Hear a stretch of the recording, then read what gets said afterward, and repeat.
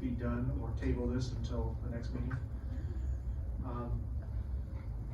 First, lots of things, I think every comment, every speaker was about KO Knudson.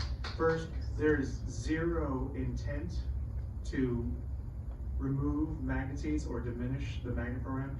If any of you know me or gotten to know me over the years, you know I'm a huge proponent of magnet programs in our district, and I would love the opportunity to be able to expand and create more magnet schools. That said, this commission, for the public's understanding, this commission has no authority, and neither do I directly, in converting a school to a full magnet program. That's outside of our realm. We're given direction and told this is what's happening. The Attendance Zone Advisory Commission, are a recommending body to recommend zone changes, attendance boundaries for the school. Again, have no authority or decision-making process for determining magnet programs. With all that said, I know it's really difficult. It's difficult for a lot of people to just look at these numbers and conceptualize the change and what's planned and what's going to happen, because some of it's still a few years out. So there's a lot of things happening. Again, there is zero intent or anticipation that this would reduce the number of magnet seats offered at KO Knudson Middle School. I can't increase it. I, again, don't have that authority, but this is projected with the other things discussed, the Fremont, the Workforce Development School, as well as that opportunity zone that I mentioned, would maintain the same number of seats, magnet seats offered at KO Knudson. So, yes, first of all, I neglected to thank you all for coming and sharing your opinions, because there has never been an intent of lowering the numbers of magnet seats at KO Knudson. And the numbers would not be lowered even if for the magnet program, even if the numbers for the school increase, the magnet program numbers are the same. Am I correct on that? Yes. Okay, real quick, David. So I wanted to say thank you to the Hispanic community, because number one, I live in that area, and somewhat of it's District C, because we do have Hispanics, and my business is on Eastern and Stewart. It's been there for almost 12 years. Now, I understand that, and I understand the Hispanic community. It's very hard for people to get up there with an accent. Just because they speak with an accent don't mean they think with an accent. To get up there and speak positively about the things that have impacted their children in these schools, and that takes a lot. It really does take a lot to get up there, because the Hispanic community has been intimidated by so many different factors in our country that they don't want to speak. And it's important that we listen to these parents, and that's very important, number one. Number two, I hate to say this, I love you, Director Baldwin, but we do have the authority as a people. We do have authority as people to come together and make our voice known to everyone.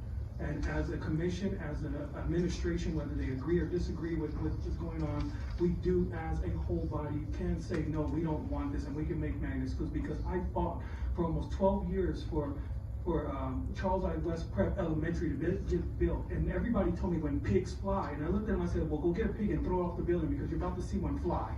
And this is something that I told them. They laughed at me in my face. And I said, no, it's not gonna happen. It's going to happen. It's gonna happen, and we're gonna make it happen. So can we do it as a body, as a whole? Yes, we can, as a people. And as a people being part Latino and part Black, I sit on both sides of the fence. And I understand both sides of the culture. And I look at it and I say, you know what?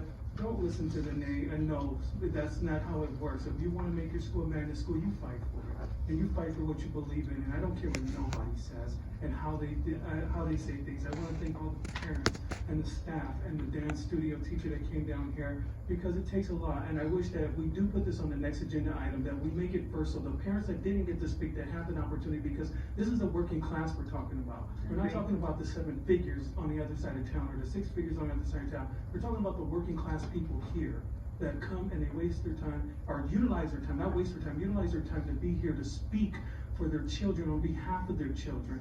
And it's very important, and that's important to me as a member of the deputy director of LULAC and also a member of this commission.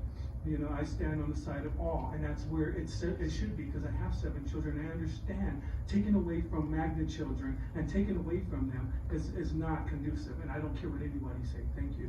Thank you, David. Mallory?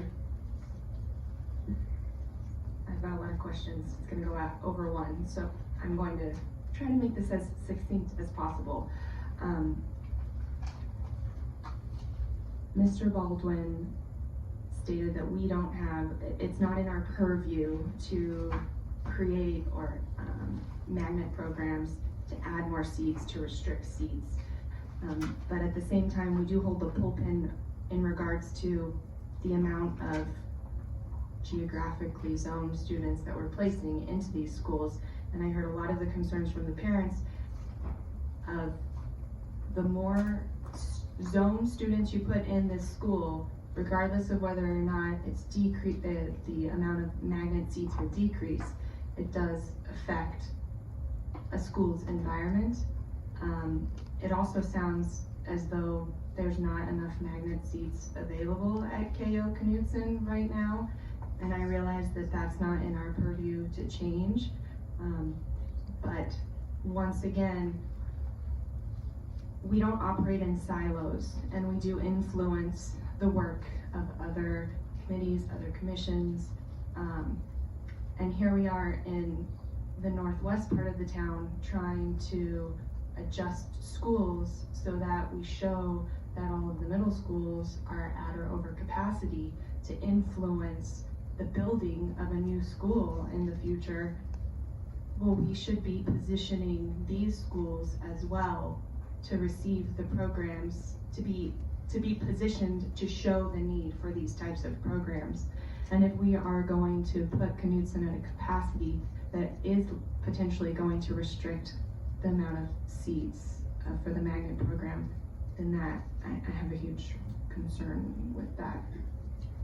Thank you, Mallory. And with that, I agree. And even though that's part of the reason this is happening is because of the magnet programs and the success that has been shown from starting KO Knudson. Weren't they the first middle school magnet program? Yes. Yeah, and so you've been so successful, they're replicating you, okay? And we have heard you and agreed, I can't say that, and we appreciate you. I can say what I agree. Anyway, we are going to have to continue with this. But it is my understanding, I want you to know that there is no intent of lowering the number of magnet seats. So I want you to know that from us as a commission, that was never any intent. This is to address a number of issues going on, and the intent was never to overcrowd Knudson, to reduce the number of magnet seats, since that was the major concern. Rachel? I'll just be very, very quick. As Becky said, we're having to adjust the attendance zones for the incoming magnet because of the success of the magnet programs and offering opportunities to more students.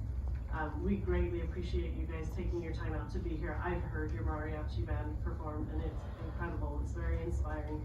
So thank you for coming out and making your voice heard, and we'll move on due to time, but thank you for being here. Mallory? I have one more thing to add about the magnet programs and the fact that these magnet schools are coming into the area of the opportunity zone.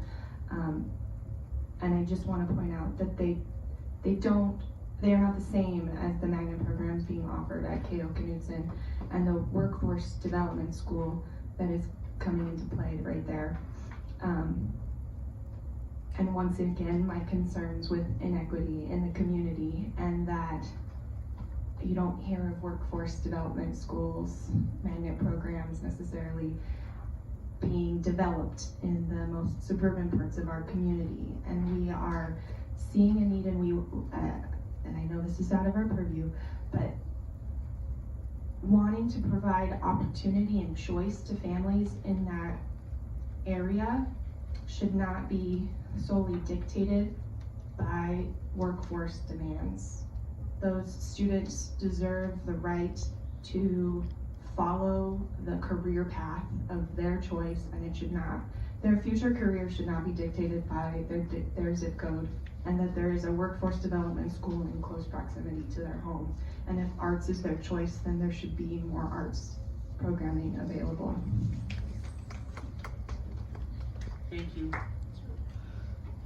I just need to point out very quickly for public record, it's amazing that these opportunities exist in this area, but the area that I've lived in for 11 years has none of this. So, and it doesn't matter, white, black, whatever, Hispanic, African American, those opportunities aren't available for everyone.